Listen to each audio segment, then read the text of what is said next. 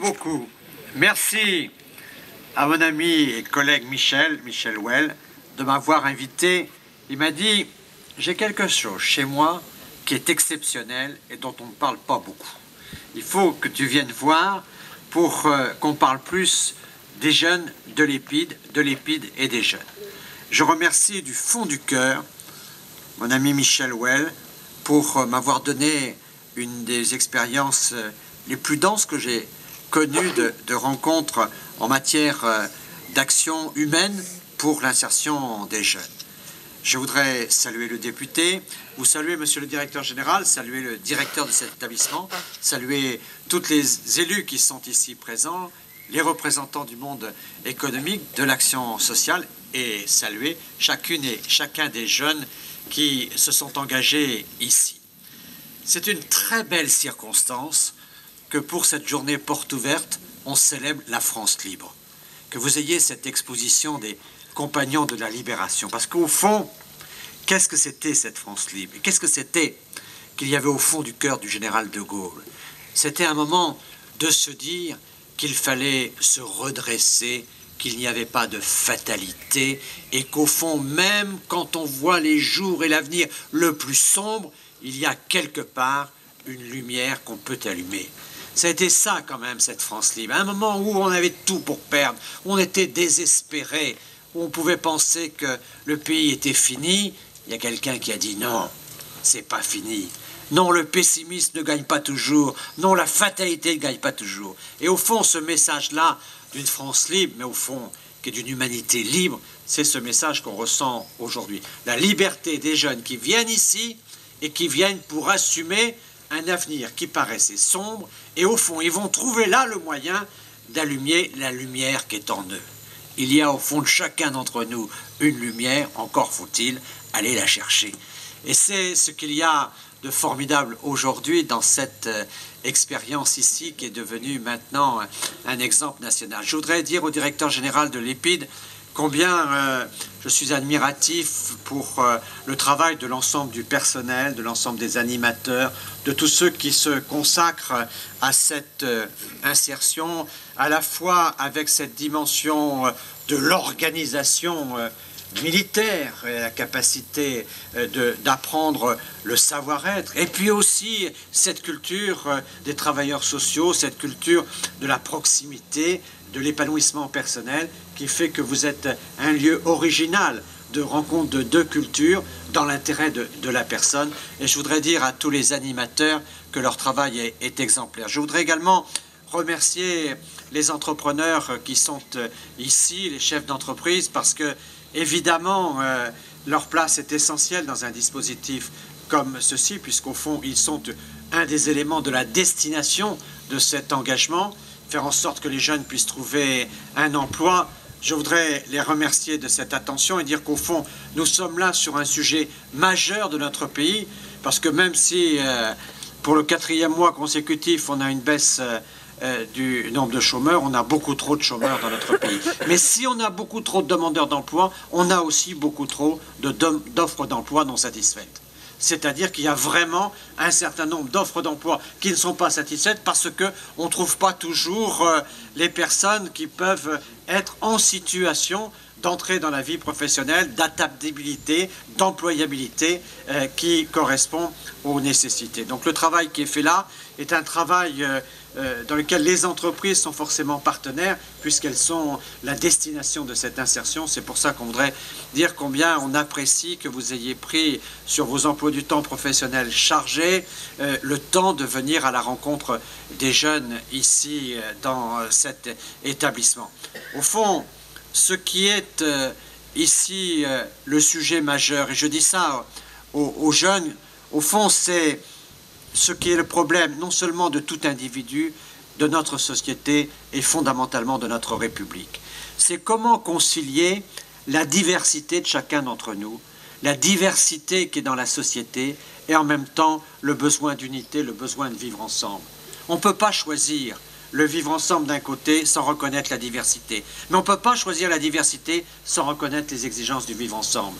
Les Chinois diraient c'est du yin et du yang. Il faut les deux. Il faut reconnaître la diversité. Et c'est ça la République. c'est la force de la République, qui est encore plus forte que la démocratie, puisque la démocratie, c'est la loi de la majorité sur la minorité. Mais la République, c'est non seulement la démocratie, mais c'est 1 égale 1. 1 égale 1. Et c'est au fond le fait que chaque diversité est reconnue. 1 égale 1. Nous sommes tous ici égaux, et c'est ça la République. 1 égale 1. La diversité fait que chacun doit être respecté. Chacun a droit à l'attention des autres sur son propre parcours.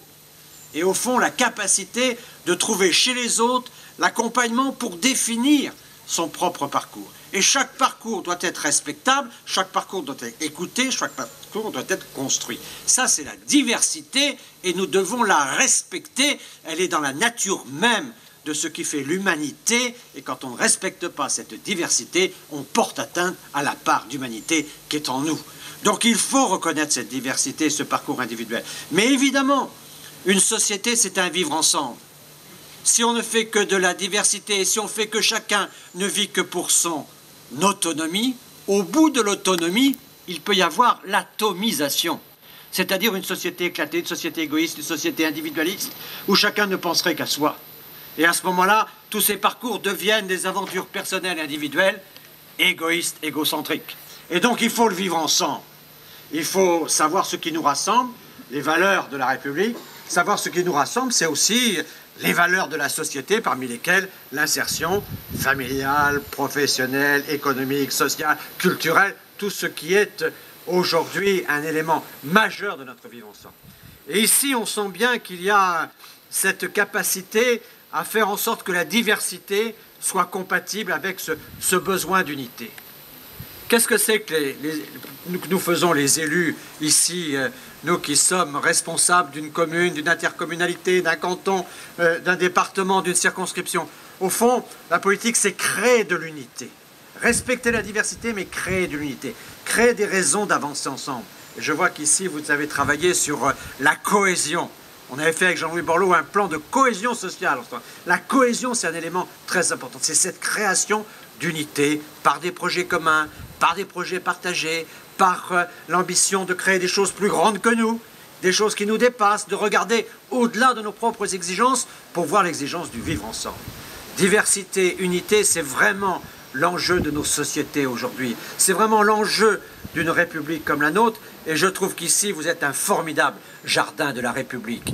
Et aux jeunes qui nous écoutent, je voudrais dire qu'ils peuvent se sentir ici respectés. Et que la meilleure façon de les respecter, c'est de construire avec eux leur parcours, un parcours à la fois individuel et intégré. Il faut les deux dimensions. L'individualité, parce que la flamme qui est en vous, vous avez tous une force en vous, vous avez tous des qualités, nous sommes à égalité d'intelligence, à égalité de générosité, nous sommes 1 égale 1. Mais faut-il encore aller chercher ce qu'on a dans son cœur, dans son âme, dans ses tripes? Et ça, c'est la force de chaque individu. 1 égale 1. Mais encore faut-il intégrer tout cela pour ne pas se trouver isolé, se trouver de côté, en situation abandonnée ou de marginalité. Et c'est cette capacité que vous avez à réveiller la force qui est en vous, mais aussi de travailler avec tous les autres pour comprendre que société, ça a des règles, et qu'au fond, il faut faire en sorte qu'on rende compatibles les règles de notre insertion économique et sociale avec, naturellement, votre propre caractère. Et il y a des lieux qui apprennent tout cela, et ici, c'est un lieu exemplaire, et je voudrais vraiment vous dire que je suis heureux de cette matinée passée ici. Je n'ai envie de dire qu'un seul mot, c'est le plus beau mot de la langue française, c'est merci à tous ceux qui participent à tout ça. Et pensons à Paul Éluard qui disait, superbe poète de la générosité, que changer sa main, c'est la mettre dans celle d'un autre. Eh bien ici, on tend la main, ça permet à chacun d'essayer de trouver son propre avenir. Alors du fond du cœur, merci à tous.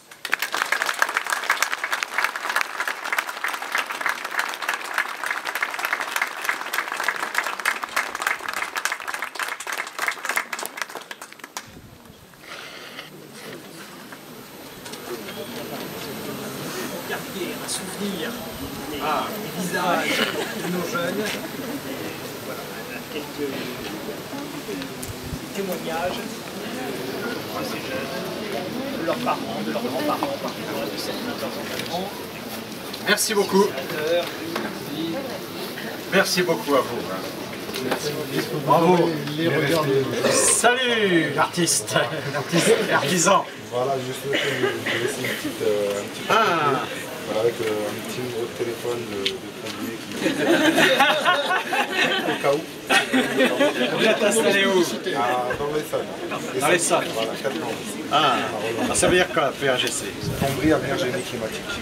Un peu dans ce domaine-là. Ça sera vraiment, ça me fera super plaisir si vous mettez. Bon courage. Merci beaucoup. Merci à vous. C'est moi qui vous remercie. Et mes respects. Merci, c'est bien aussi.